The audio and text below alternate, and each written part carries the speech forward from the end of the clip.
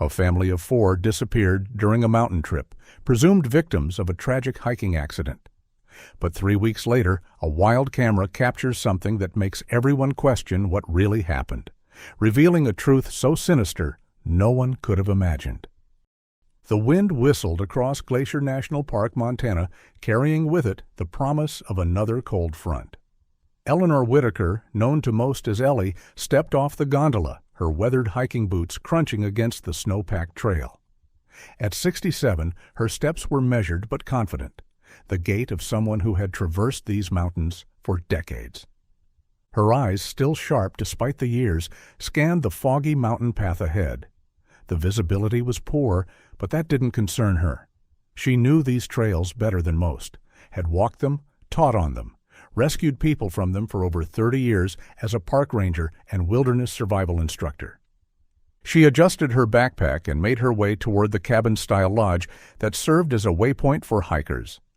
Its wooden structure stood resolute against the mountainside, smoke curling from the chimney. As she dropped her heavy pack in the foyer, stamping snow from her boots, a familiar face looked up from behind the counter. "Ms. Whitaker?" The local clerk's face brightened with recognition. "Didn't expect to see you back so soon." "Hello, Tom," Ellie acknowledged, her voice carrying the weight of her purpose. Tom leaned forward, lowering his voice. "Any news about your family?" Ellie shook her head, lines deepening around her eyes. To most visitors, she was Eleanor the Old Ranger, a legend among the park staff and regular hikers. Her reputation for leading women's survival retreats in retirement had only enhanced the respect she'd earned during her 3 decades of service. "Not yet," she replied, unzipping her coat. "That's why I'm back." Tom nodded solemnly. Everyone in town knew about the Whitaker family tragedy. Daniel, Ellie's son, along with his wife Rachel, and their twin girls, Ivy and Wren, had been missing for nearly a month now. What started as a routine weekend hike had turned into every family's nightmare. Ellie pulled out a stack of missing person posters from her pack. The top one showed a smiling family of 4, Daniel in his stocky green hoodie, Rachel with her warm smile, and the twins, Ivy in bright yellow and Wren in purple, their matching grins revealing identical gaps where baby teeth had fallen out. "I was hoping to put these up. Replace the old ones," she said, holding the stack out slightly. "Around the lodge and at the trailheads." "Of course," Tom replied without hesitation. "Anything to help. The manager already approved it. He said to tell you if there's anything else we can do, just ask." "Thank you," Ellie said, grateful for the kindness that had been shown to her throughout this ordeal. As she moved through the lodge, pinning posters to bulletin boards and near entrances, Ellie couldn't help but replay the events of that day in her mind. It had been a typical Saturday morning when Daniel called, inviting her to join their hike. "Come on, Mom," he'd said, his voice playful over the phone. "The girls have been asking for their Grandma Ellie stories all week." She'd wanted to go, had almost canceled her other plans, but the charity event she'd committed to months before couldn't be rescheduled. It was a fundraiser for wilderness education for underprivileged youth, a cause close to her heart. "Next time," she'd promised, "take lots of pictures for me." And they had. Midday, as she was setting up displays at the charity event, her phone had buzzed with a message from Daniel. It was a perfect family portrait, the 4 of them smiling broadly against the backdrop of the mountains. She'd smiled, noting how they'd taken it at the same spot as always. Rachel had mentioned once that she wanted to create a time-lapse of sorts, showing how the girls grew up against the unchanging mountains. It had seemed like such a sweet, sentimental idea. Hours later, when the charity event had wrapped up and Ellie returned home, she noticed several missed calls from Daniel. There was a text message, too. "Weather turning bad up here. Cutting the hike short. Talk later." She'd tried calling him back immediately, but the call went straight to voicemail. Rachel's phone did the same. At first, Ellie had told herself not to worry. Cell service was notoriously spotty in parts of the park, but when evening came and they still hadn't returned, The worry solidified into fear. That night, she'd called the police. By morning, search parties were combing the most frequently used trails. Volunteers from the community showed up in droves, many who remembered Daniel from when he was a boy, trailing after his ranger mother on the safer paths. After a week of intense searching, with helicopters scanning from above and teams on foot below, the police had begun to voice what Ellie refused to accept. The likelihood of finding them alive was diminishing by the day. Ms. Whitaker, the search coordinator, had said gently, "We've covered every likely area. At this point, with the weather systems that move through, I'm sorry, but we have to consider the possibility of a tragic accident." But Ellie knew her son. Daniel was experienced in these mountains, had grown up respecting their dangers. He would never have put his family at risk, would have read the weather signs, would have sought shelter, or turned back before things got dangerous. Something else had happened, something beyond a simple hiking accident. Which is why, despite the police scaling back their search efforts, Ellie had returned to the mountain. If no one else would find her family, she would do it herself. As she stepped outside to post more flyers along the trailheads, her fingers stiffened in the cold. She secured each poster carefully, making sure they wouldn't be torn away by the wind. With each one, she thought of Daniel's last photo, the family smiling, unaware of what lay ahead. A young couple walked past, their gazes lingering on the poster before moving to Ellie's face with recognition and pity.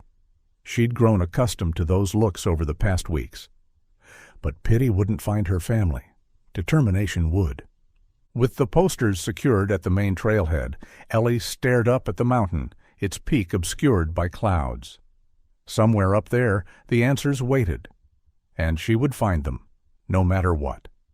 Ellie continued her methodical posting of the missing person flyers along the hiking trail, stopping hikers as they passed to ask if they'd seen her family. Each conversation followed the same pattern: sympathetic eyes, shaking heads, mumbled hopes for a happy ending. After the 20th, Ellie had almost resigned herself to another day of disappointment. Then, as she secured a flyer to a trail marker about 2 miles up, a figure emerged from between the trees to her right. A man in his 50s, dressed in camouflage with an orange safety vest, approached her with purposeful strides. "Excuse me," he called out, his breath visible in the cold air. "Mind if I take one of those?" Ellie turned, studying him. He had the weathered look of someone who spent more time outdoors than in, a thick beard peppered with gray, and alert eyes that seemed to catalog everything around him. "Of course," she replied, handing him a flyer. "Name's Cal Jennings," he said, extending a gloved hand. "Local hunter, been coming to these mountains for 30 years. Ellie shook his hand. "Eleanor Whitaker. Friends call me Ellie." Recognition flashed in his eyes. "The ranger? Heard a lot about you over the years. Respect what you've done for the park." Cal studied the flyer intently, his brow furrowing. "When did you say they went missing?" 3 weeks ago, almost a month now." Cal reached into his jacket pocket and pulled out a small device. "You know, I think I should check something. I've got trail cameras set up for tracking game movements." Ellie's pulse quickened. "You think you might have caught something?" "Maybe. Worth looking?" Cal manipulated the device's screen, scrolling through what appeared to be a series of photos and video clips. His movements became slower, more deliberate, as he focused on particular segments. "What is it?" Ellie asked, unable to contain her hope. "Did you see something?" Cal didn't answer immediately. Instead, he continued reviewing footage, occasionally glancing between the screen and the flyer in his hand. Then he stopped, his finger hovering over the display. "Ms. Whitaker, I think you should see this." He turned the device toward her. The footage was grainy, the forest around it shrouded in mist, but Ellie's heart nearly stopped when 3 figures moved across the frame.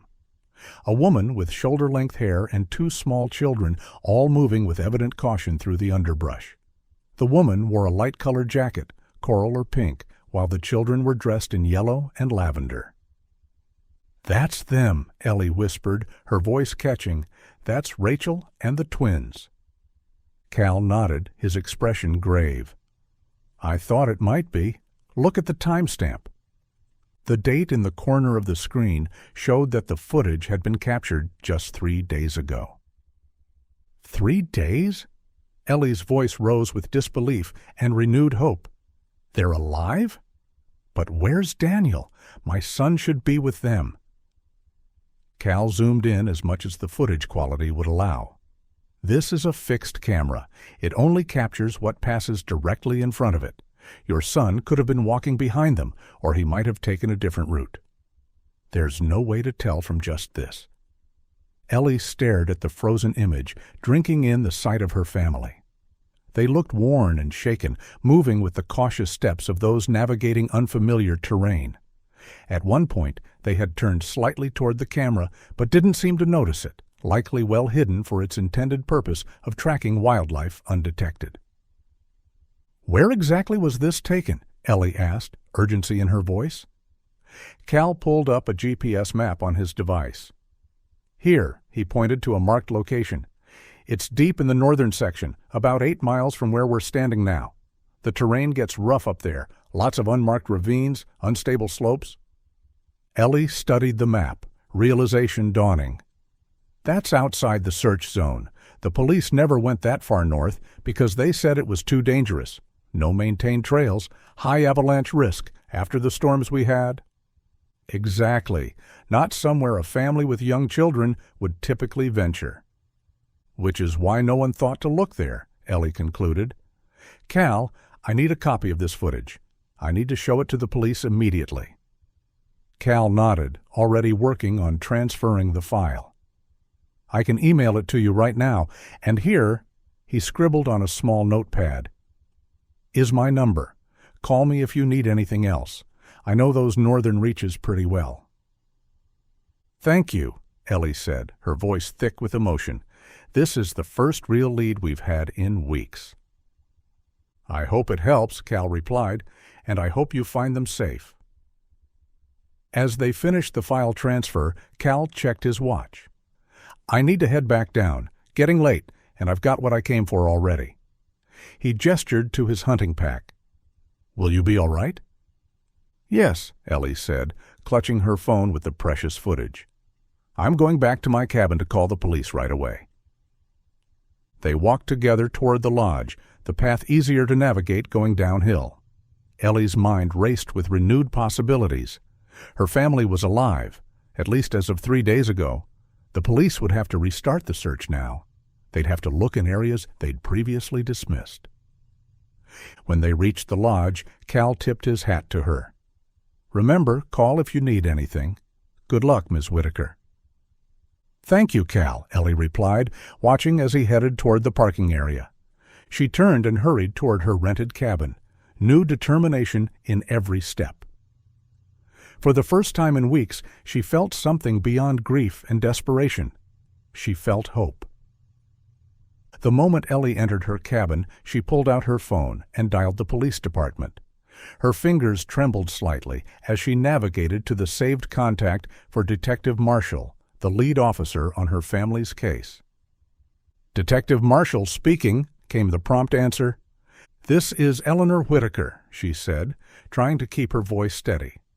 "I've found evidence that my family is alive." There was a brief pause before the detective responded.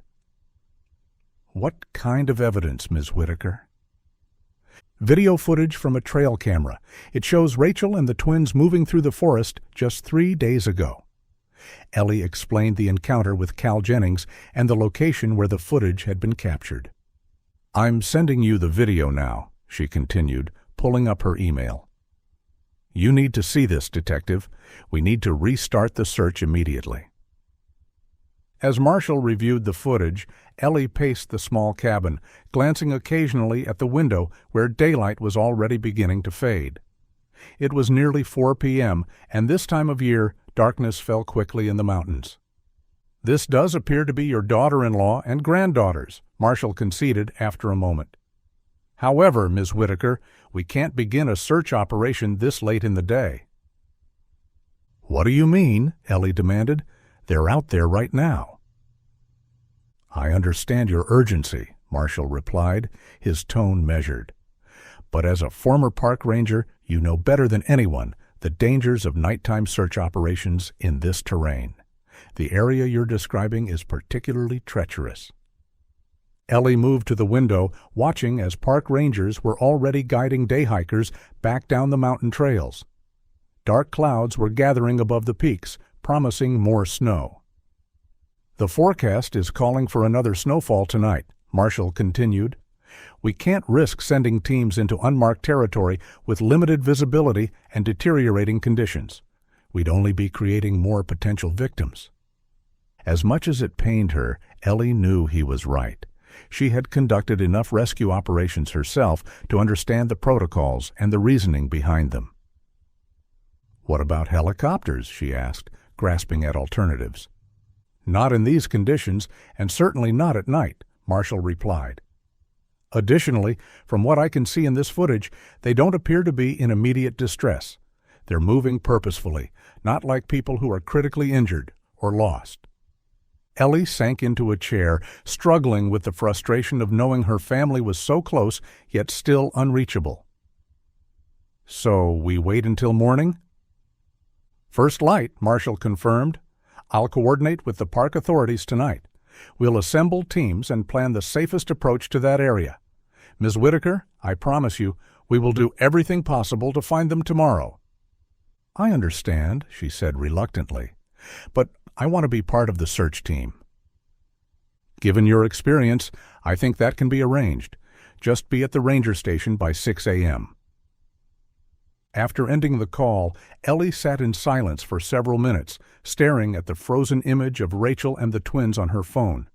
They were alive, but something wasn't right. Where was Daniel? Why hadn't he been with them on the camera footage? Cal's explanation, that Daniel might have been out of frame or taking a different route, made logical sense. But Ellie knew her son. He would never have separated from his family in remote, dangerous terrain, especially with the twins. He was too protective, too cautious. And why were they in that specific area to begin with? It was far off the trails they usually took, in a zone known to be dangerous even for experienced hikers. Daniel wouldn't have led his family there without a compelling reason. The questions multiplied, offering no answers, only deepening her concern. Ellie stood and moved to the window again, watching as the last light faded from the sky and the first snowflakes began to fall. Somewhere up there, in the growing darkness, her family was facing another night alone in the wilderness. "Hold on," she whispered, her breath fogging the cold glass. "Just hold on until morning." As evening settled over the mountain, Ellie's cabin felt increasingly claustrophobic. The walls seemed to close in, and the silence amplified the anxious thoughts whirling through her mind. Despite the warmth from the small fireplace, a chill ran through her that had nothing to do with the temperature. Her stomach growled, reminding her that she hadn't eaten since breakfast. Looking at her watch, 6:30 p.m., Ellie decided to join the communal dinner at the lodge's main hall. Being alone with her thoughts tonight would only feed her anxiety. She bundled up against the cold and made her way across the courtyard toward the main building. The snowfall had intensified, large flakes drifting down in the glow of the outdoor lamps. The trails were completely empty now. Every sensible hiker had returned to safety hours ago. As she approached the lodge, she could see a group gathered around the large stone fireplace in the central hall. The sound of conversation and the occasional laugh filtered through the glass doors. It felt painfully normal, another evening in the mountains for most of these people, while her world remained upended. Pushing through the doors, Ellie felt the immediate rush of warmth and the smell of food. Heads turned as she entered, conversations faltering momentarily before resuming with forced casualness. She'd grown accustomed to being the subject of whispers over the past weeks. She took a cup of hot water from the drink station and pulled an instant noodle cup from her pocket. As she found a seat at the edge of the gathering, not quite part of it, but not completely separate either, she became aware of two men talking nearby. They were about her age, perhaps a little older, their voices lowered but still audible in the momentary lulls of the larger conversation. "That's Eleanor Whitaker, isn't it?" one of them said. "The millionaire woman?" "Yeah," the other replied. "What a shame. Donates all that money to the Wilderness Education Foundation last month, and now her family's missing. Karma can be cruel." "If it were my family," the first man continued, unaware that Ellie could hear every word, "I'd be out there searching right now, storm be damned, 100%. "Well, she's just a woman, and she's doing this alone," the other replied, not unkindly. "Can't be easy at her age." Ellie stared into her cup of noodles, the steam rising to warm her face, which had gone rigid with suppressed emotion. The conversations around her continued, most people giving her respectful space, some nodding politely when they caught her eye. But she couldn't focus on anything except those words echoing in her head. "I'd be out there searching right now, storm be damned." Would Daniel wait until morning if it were her missing on the mountain? The answer came immediately. No, he wouldn't rest until he found her. With renewed resolve, Ellie finished just enough of her meal to stave off hunger, then quietly slipped away from the gathering. No one seemed to notice her departure as she made her way back to her cabin. Once inside, she moved with purpose. From her bags, she pulled out her most reliable hiking gear, equipment that had seen her through countless wilderness challenges. Thermal layers, waterproof outer shell, reinforced boots. Her old search and rescue pack, still meticulously organized with emergency supplies, first aid kit, and survival tools. She checked her GPS device, ensuring she had both online maps and offline backups loaded. Cal's coordinates were already marked. She packed extra batteries, energy bars, and her sleeping bag rated for sub-zero temperatures. As she worked, a small voice of caution whispered that she was being reckless. The police and park rangers would be searching at first light. She was 67 years old, facing treacherous terrain in worsening weather. But a stronger voice, the voice that had guided her through 3 decades of wilderness rescue, reminded her that every hour mattered in survival situations. And if there was anyone who could safely navigate these mountains in adverse conditions, it was her. With her pack secured, Ellie slipped out of her cabin, carefully avoiding the main paths where she might be seen. The snow was falling more heavily now, already accumulating on the ground. She pulled her headlamp from her pocket, but kept it off for now, not wanting to draw attention as she moved past the dimly lit cabins. Once she reached the trailhead, she paused to orient herself. According to Cal's GPS coordinates, she needed to head northwest, away from the maintained trails and into the less traveled wilderness. It would be a challenging hike even in daylight. In the growing darkness and snowfall, it would test every skill she possessed. But her family was out there, and she was going to find them. Ellie switched on her headlamp, took a deep breath of the cold mountain air, and began her ascent. The snow crunched beneath her boots, her breath forming clouds in the freezing air. With each step, the sounds of the lodge faded behind her, replaced by the whisper of snow and wind through the pines. The terrain grew steeper, the path less distinct. By the time she had hiked 2 hours, the snow was falling so heavily that her visibility was reduced to just a few feet ahead. Time seemed to lose meaning as she pushed forward, checking her GPS regularly to ensure she stayed on course. As the hours passed, the temperature plummeted further. The wind picked up, driving the snow horizontally, stinging any exposed skin. Ellie's lips began to feel numb, her fingers stiff despite her insulated gloves. The realization dawned on her that she was approaching her limits. If the conditions worsened any further, she would have no choice but to find shelter and wait out the storm. Just as she was considering her options for setting up an emergency camp, a faint glow caught her eye through the curtain of snow. At first, she thought it might be a trick of light or her own exhaustion playing tricks on her mind. But as she moved cautiously forward, the glow resolved into what unmistakably appeared to be a window, light spilling from a structure nestled among the trees. A cabin? In this remote section of wilderness, someone had built a cabin. Hope surged through Ellie's tired body. If nothing else, it offered shelter from the increasingly dangerous storm. At best, it might hold answers about her family.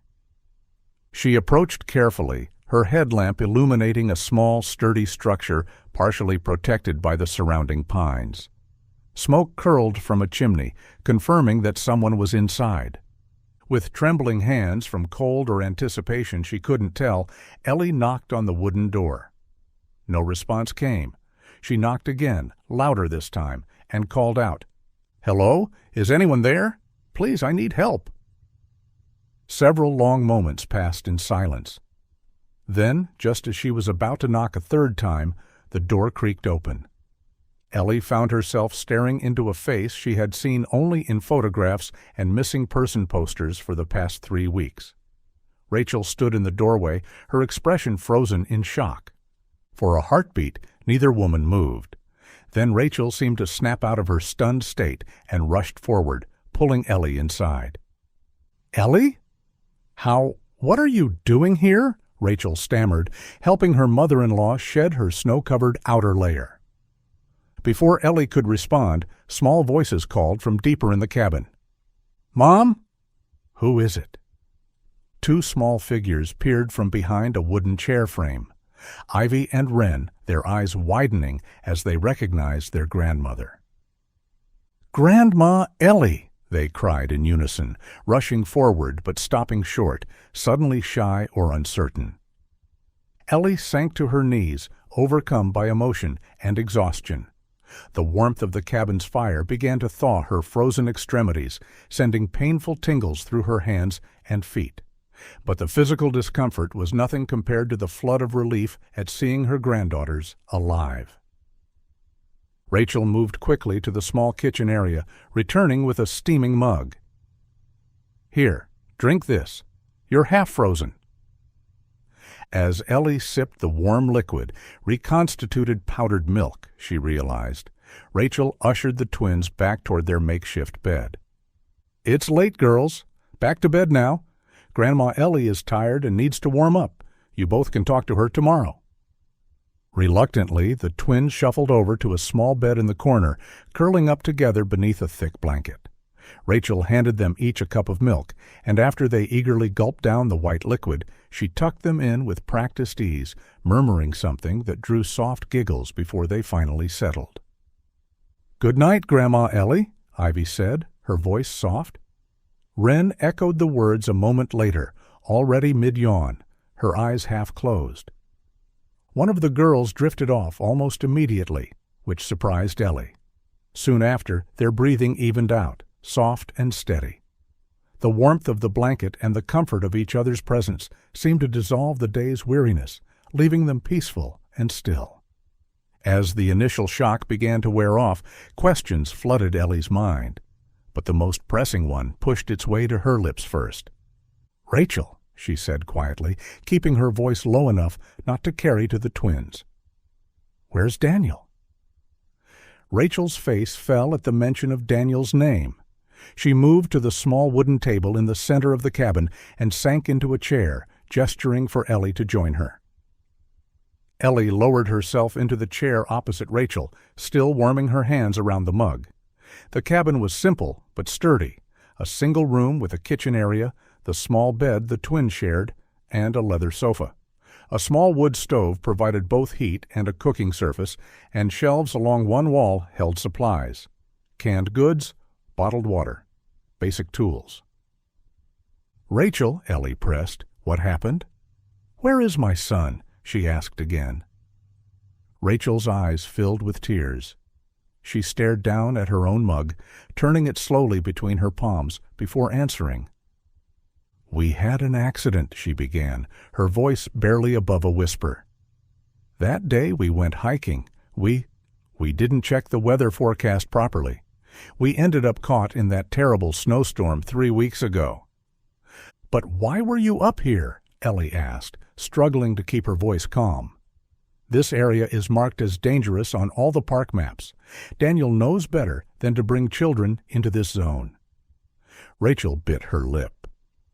"He wanted to try something different. We've been hiking the same trails for years, and the girls were getting bored.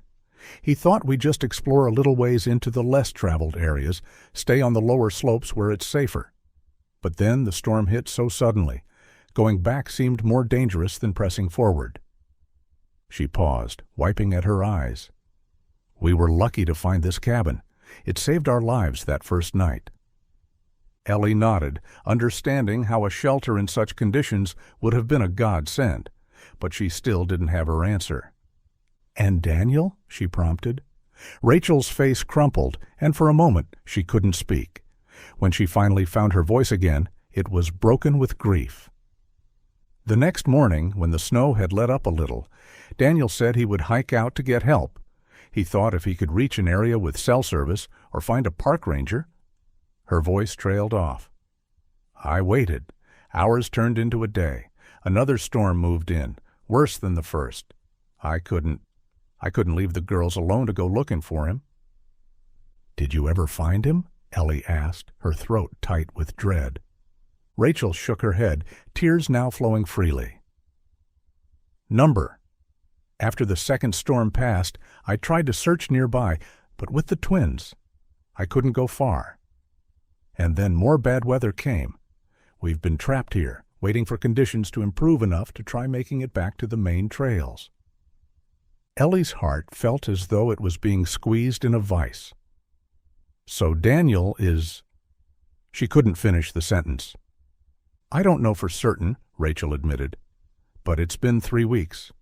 I've had to accept that he—" She covered her face with her hands, shoulders shaking. After a moment, Ellie asked the question that had been nagging at her since she arrived.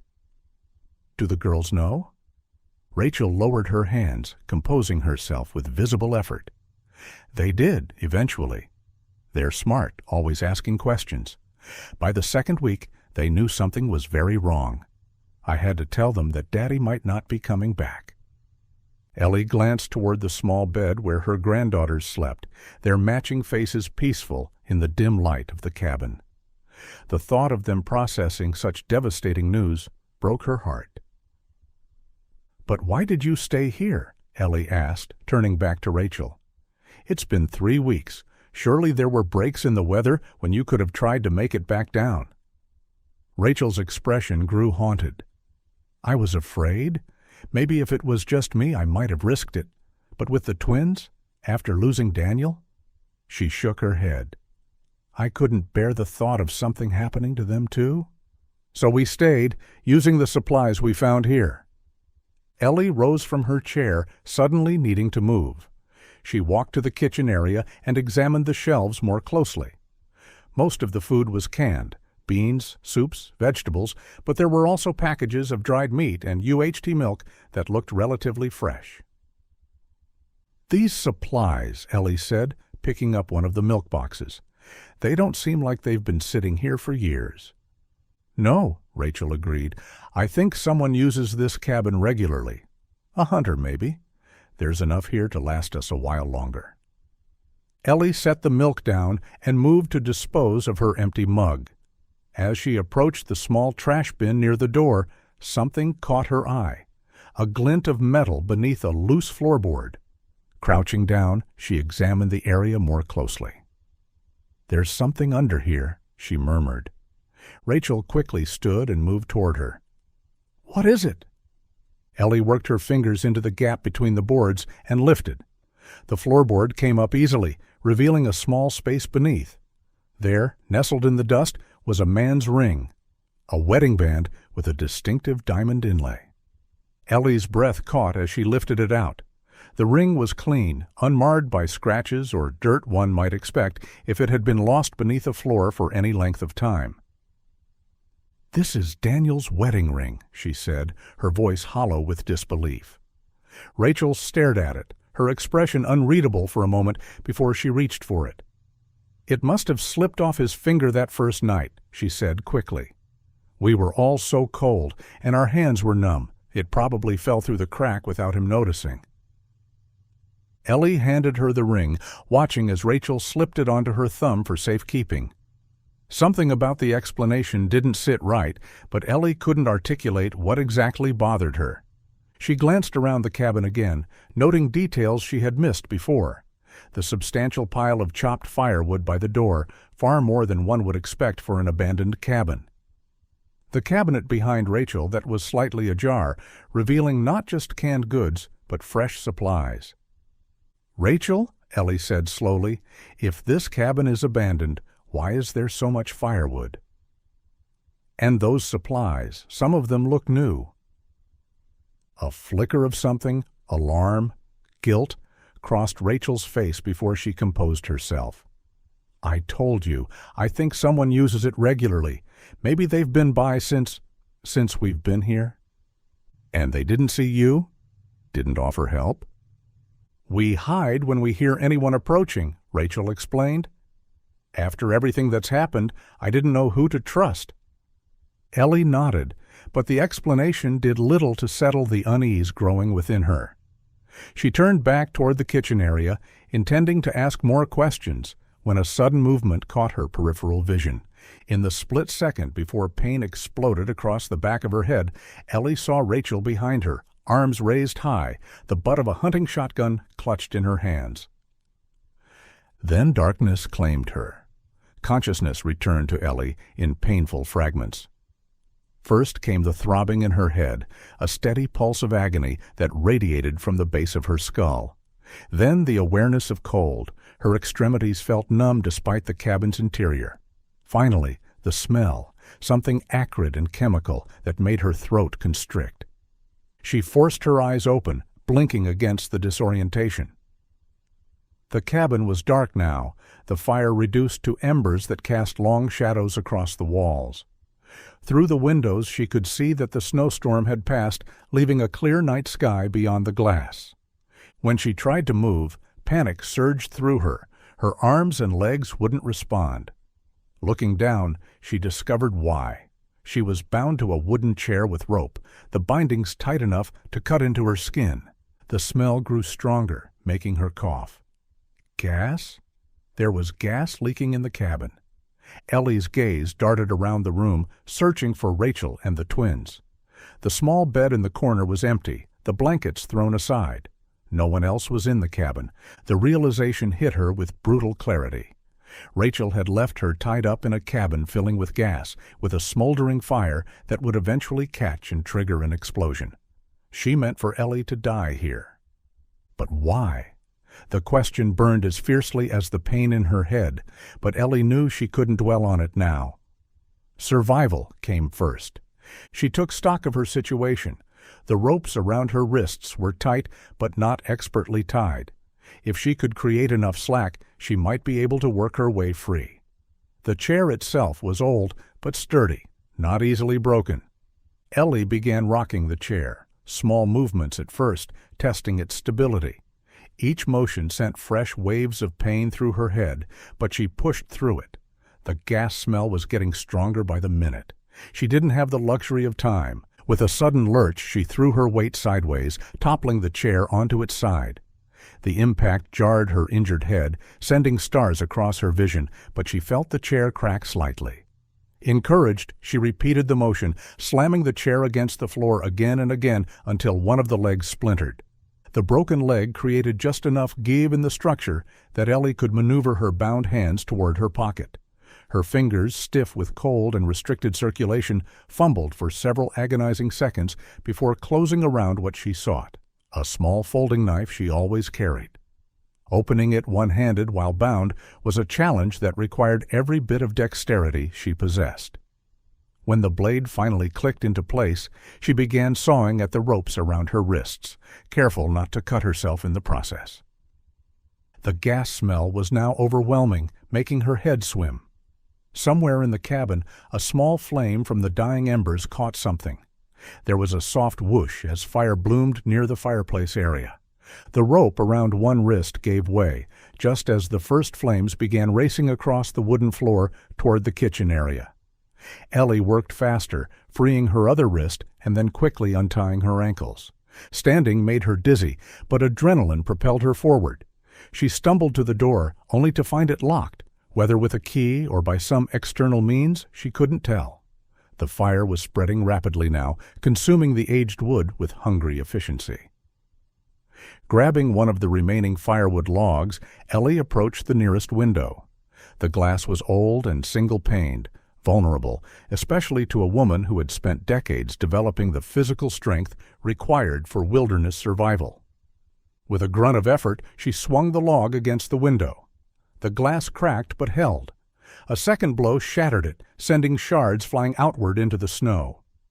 Ellie used the log to clear the remaining glass from the frame, ignoring the cuts that opened on her hands as she worked. Behind her, the fire reached the kitchen. There was a terrifying moment when the flames made contact with the highest concentration of gas. A whoosh of air and then a burst of intense heat that singed her hair and pushed her forward with its force. Ellie didn't hesitate. She climbed through the window, the sharp edges of broken glass catching on her clothing and cutting into her leg as she maneuvered through the tight space. She fell heavily into the snow outside, the cold a shocking contrast to the inferno behind her. Rolling away from the cabin, she watched as flames engulfed the structure. The warm glow that had seemed so welcoming hours ago now revealed itself as the deadly trap it had become. Her supplies, her GPS, her pack, her means of communication and navigation, all of it was burning inside. She was alone in the wilderness without equipment, injured, and with no clear sense of her location relative to the lodge. But she was alive. And somewhere out there, Rachel was on the run with the twins, children who belonged to Ellie's son, Daniel, the very man Rachel had almost certainly killed. Ellie couldn't ignore that truth. If Daniel's death had truly been an accident, then why had Rachel tried to kill her too when she started asking too many questions? Ellie staggered to her feet, wincing at the pain that shot through her leg, where the glass had cut her. The night was clear now, the stars brilliantly visible above the tree line. She oriented herself using the North Star, recalling that the lodge lay to the west of the cabin. But before she could take a step in that direction, a faint sound caught her attention, a child's voice, high and frightened, calling out from somewhere in the forest. Forgetting her own injuries, Ellie moved toward the sound, her feet sinking into the deep snow. The voice came again, clearer this time, unmistakably one of the twins. She pushed through a stand of pine trees, following the cries, until she emerged into a small clearing. There, against a rock outcropping, a small figure in a purple jacket was huddled, one leg extended, at an unnatural angle. "Wren?" Ellie called softly, approaching slowly so as not to frighten the child further. The girl looked up, her face streaked with tears. "Grandma Ellie?" "It hurts. My leg really hurts." Ellie crouched beside her granddaughter, carefully examining the injury. Even in the dim starlight, she could see that Wren's leg was either broken or severely sprained. The ankle was swollen to twice its normal size. "What happened, sweetheart?" Ellie asked, removing her scarf to create a makeshift splint. "Where's your mom and Ivy?" Wren sniffled. "I fell down the hill. Mom tried to help me, but then she said we had to keep going. She said..." The child's voice broke. "She said something about sacrifice, and then she took Ivy and left me here." Rage unlike anything Ellie had ever experienced flooded through her. Rachel had abandoned an injured child in the wilderness, her own daughter, in freezing temperatures that would have killed her before morning. "I'm here now," Ellie said, working to keep her voice calm and reassuring. "I'm going to get you somewhere safe." With gentle movements, she secured the splint around Wren's ankle, using branches and her scarf to immobilize the joint. Then she lifted the child into her arms, cradling her against her chest. "It's going to be okay," she promised, turning toward what she hoped was the path back to civilization. "Hold on tight. We have a long walk ahead of us." Wren wrapped her thin arms around Ellie's neck, her body shivering with cold and shock. Despite her own injuries and exhaustion, Ellie found new reserves of strength as she began the arduous journey down the mountain, each step carrying precious cargo. She had no equipment, no map, and an injured child to protect. But she had decades of experience in these mountains and an iron determination that would not yield to pain or fatigue or fear. Somewhere ahead, Rachel was fleeing with Ivy, and when Ellie reached safety with Wren, she would make sure that woman never harmed another member of her family again. The journey down the mountain was a grueling test of endurance. Every muscle in Ellie's body screamed for rest, but she pushed forward, Wren's weight in her arms a constant reminder of what was at stake. The child had fallen into a fitful sleep, occasional whimpers escaping her lips when pain broke through her exhaustion. Ellie navigated by starlight and memory, choosing the gentler slopes when possible, carefully picking her way around obstacles she could barely see in the darkness.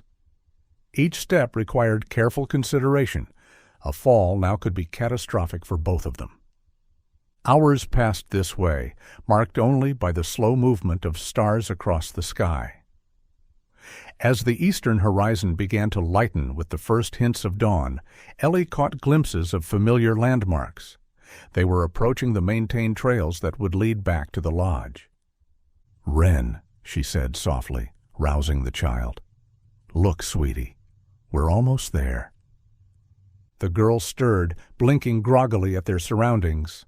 Her face was pale with pain and cold, but a flicker of hope appeared in her eyes when she saw the trail markers ahead. "Is Mom there?" she asked, her voice small and uncertain. The question caught Ellie off guard. How could she explain to a 7-year-old that her mother had tried to kill them both? That she had abandoned Wren to die in the snow? "I don't know," she answered truthfully. "But there are people who can help us, and that's what matters right now." The final stretch of their journey took them past the outlying cabins and toward the central lodge.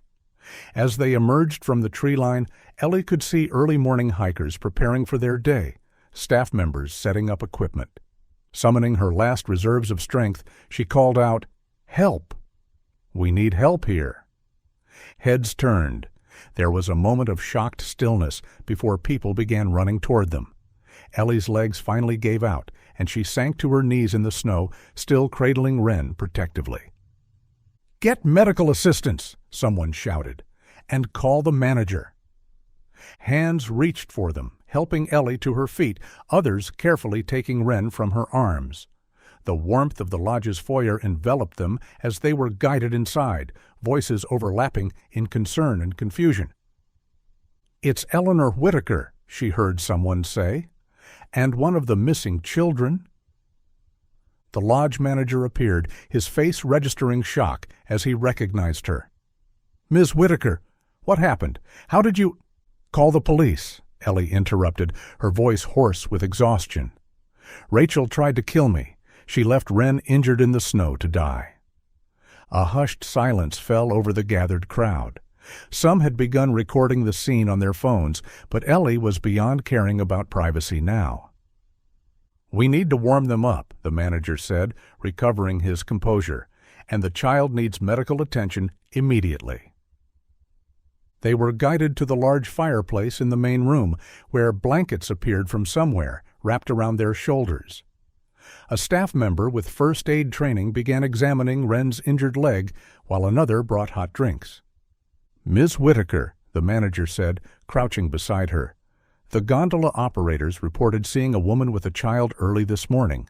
They weren't certain, but they thought it might have been—" "Rachel," Ellie finished for him, "with Ivy. Which way were they heading?" "Down the mountain, apparently. They moved quickly, didn't stop to talk to anyone." Ellie's heart sank. If Rachel had already made it down the gondola, she could be anywhere by now. The wail of sirens announced the arrival of emergency services. Within minutes, the lodge was filled with police officers and paramedics. Wren was carefully transferred to a stretcher, paramedics stabilizing her leg and checking her vital signs. "I want to stay with my granddaughter," Ellie insisted as they prepared to move Wren. "Of course. one of the paramedics assured her. "We'll transport you both to the hospital." As they were being loaded into the medical helicopter, the quickest way to reach the nearest hospital, a police officer approached. "Ms. Whitaker, we need to take a statement from you as soon as possible. We've already received conflicting information." "What do you mean?" Ellie asked, not releasing her hold on Wren's hand.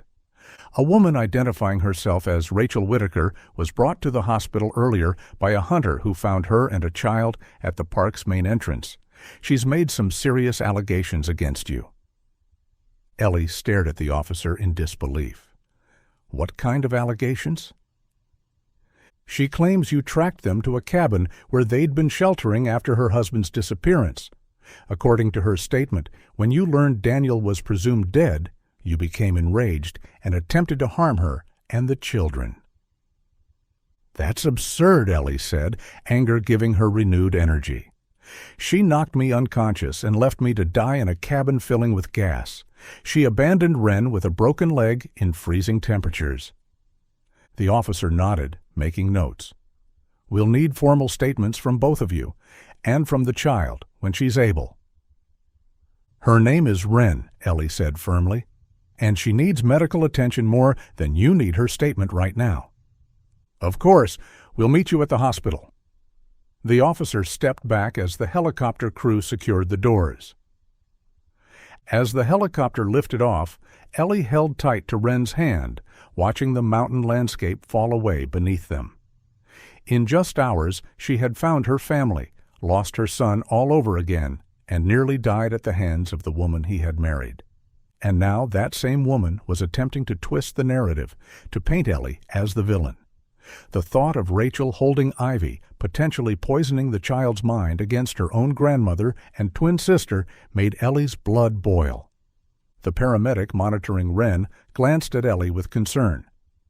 "Ma'am, I need to check your injuries too. You have lacerations that need cleaning and possible concussion from the blow to your head." Ellie nodded absently, allowing the medic to examine the wound at the back of her skull. Her mind was racing ahead to what waited at the hospital. Rachel's lies, a legal system that would have to sort truth from fiction, and the heartbreaking task of helping her granddaughters understand what had happened to their family. "Grandma Ellie?" Wren's voice was faint but clear. "I'm scared." Ellie leaned closer, smoothing the child's hair back from her forehead. "I know, sweetheart, but I'm right here with you, and I'm not going anywhere." It was a promise she intended to keep, no matter what challenges lay ahead. The hospital corridor bustled with activity, nurses moving efficiently between rooms, doctors consulting charts, families waiting anxiously for news of loved ones. Ellie sat outside the radiology department, a bandage covering the wound on the back of her head, smaller dressings on her cut hands. The doctors had confirmed she had a mild concussion, but no skull fracture. They wanted to keep her overnight for observation, but Ellie had refused to be admitted to a different floor from Wren. So here she sat, waiting while her granddaughter underwent x-rays to determine the extent of her injuries. A police officer stood nearby. Whether to protect her or to ensure she didn't leave, Ellie wasn't entirely sure. After the helicopter landed, they had been separated briefly for initial medical assessments. During that time, more officers had arrived, and the atmosphere had grown increasingly tense. The elevator doors opened, and a familiar figure stepped out. Cal Jennings, the hunter who had shown her the camera footage. His expression was grave as he approached, nodding respectfully to the officer before addressing Ellie. "Ms. Whitaker, I heard what happened up on the mountain. I'm glad you're safe." "Cal?" Ellie studied his face, trying to read his intentions. "Thank you for coming, but I'm surprised to see you here." He glanced at the officer, then back to Ellie. "I need to talk to you, and to the police. There's something I have to tell you both." Before she could respond, the door to the radiology department opened, and a doctor emerged with a tablet in hand. "Ms. Whitaker, your granddaughter's x-rays show a clean break to the tibia. She'll need surgery to properly set the bone and place pins to hold it in position while it heals. "When can you do the procedure?" Ellie asked, rising from her seat. "We're preparing an operating room now. We'll need consent forms signed, and then we can proceed." Ellie nodded. "I want to see her first."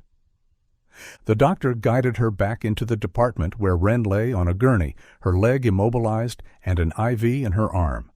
The girl's face brightened slightly when she saw her grandmother. "The doctors say they're going to fix my leg," she said, her voice small but brave. "That's right," Ellie confirmed, moving to her side and taking her hand. "They're going to put you to sleep, so you won't feel anything, and when you wake up, your leg will be in a cast, but it will be on the right path to healing."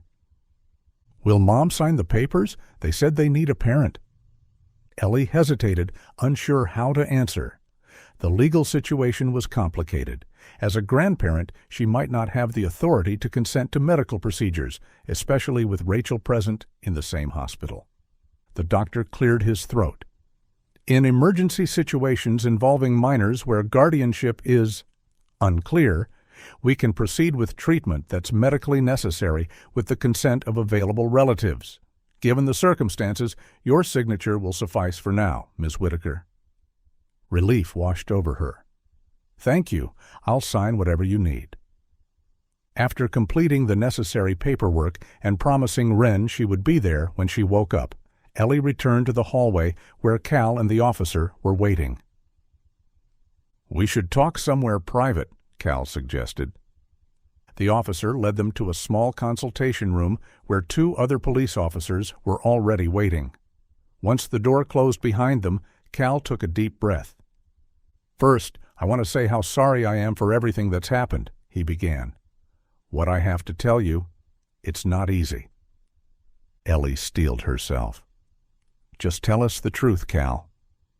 He nodded grimly. 3 weeks ago, I found Rachel, Daniel, and the twins already in my cabin. They had stayed the night after getting caught in the storm. Daniel explained they had ventured into that area and couldn't make it back safely when the weather turned. "Your cabin?" Ellie interrupted. "That's your hunting cabin?" "Yes, I've had it for years. It's not on any official maps. Built it myself on a remote parcel." Cal continued. "I let them stay because the girls were exhausted and frightened. Daniel promised they'd leave once things improved, and the girls felt better." Cal paused, visibly struggling with his next words. "I left them there, for privacy, intending to return to the lodge myself. But the weather worsened. A hailstorm moved in. I was halfway back when I heard screaming. Children's voices." The room had gone completely still, all eyes fixed on Cal as he forced himself to continue. "I followed the sounds and saw Rachel. Pushed Daniel off a cliff edge. He fell to his death. The twins were nearby, hiding behind trees. Rachel kept telling them to stay where they were." Ellie's hand flew to her mouth, a strangled sound escaping her throat. She had suspected something like this, but hearing it confirmed was devastating. "Why didn't you report this immediately?" one of the officers demanded. Cal's shoulders slumped. "Rachel saw me watching. I wanted to confront her, but with the weather and the unstable cliff, I was afraid, for my own safety and for the children. So we went back to the cabin, and that's when she made me an offer. If I let her and the kids stay hidden in my cabin until someone naturally found them, she'd pay me enough to retire and disappear. Said she'd get the money from Daniel's life insurance." He couldn't meet Ellie's gaze as he continued. "I'm ashamed to admit I considered it, even agreed to it initially. For 3 weeks I brought them supplies, food, firewood, whatever they needed." $2 million, Ellie said quietly. "That was Daniel's life insurance policy. Rachel is the primary beneficiary, but only if Daniel died while they were still legally married, with no criminal charges or proven intent." Cal nodded. Rachel said her husband had recently consulted a lawyer about changing his will, creating trust funds for the twins in case of his death or divorce, but the paperwork wasn't finalized yet. One of the officers leaned forward. "So what changed? Why are you coming forward now? Why did you help Mrs. Whitaker?" Several things, Cal answered. Seeing those missing person posters everywhere, watching how the girls grieved their father, it wore on my conscience. But what really decided it was overhearing Rachel on the phone with her lawyer. She was planning to implicate me in Daniel's death to avoid sharing the money. That's when I knew I couldn't be part of this anymore. He turned to Ellie, genuine remorse in his expression. I'm sorry I didn't lead you directly to them when you showed me that poster. I was scared and selfish.